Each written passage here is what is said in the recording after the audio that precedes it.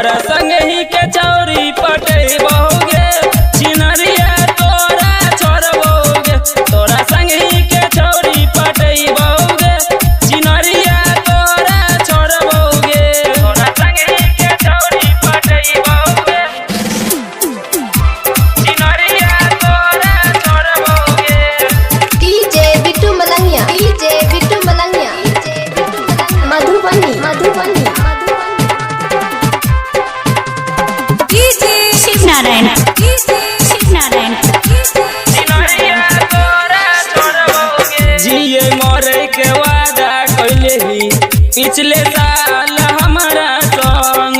तोरा पीछा भलियो गे छौरी कत दिन सहम तंग, जिए मरे के वादा कैले ही पिछले साल हमारा संग, तोरा पीछा भलियो गे छौरी कत दिन सहम तंग। या मुँह मारली कुताई मचाई देलही तू तबाई, मचाई देलही तू तबाई, मचाई देलही तू तबाई। या मुँह मारली कुताई मचाई देलही तू तबाई, मौका लगते तोरा बतैबोगे, तोरा संगी के छौरी फसैबोगे, चिनरिया तोरा संगी के छौरी फसैबोगे, चिनरिया तोरा छोड़बोगे, संगी के छौरी पटैबोगे। DJ Bittu Malangia, DJ Bittu Malangia, Madhubani Madhubani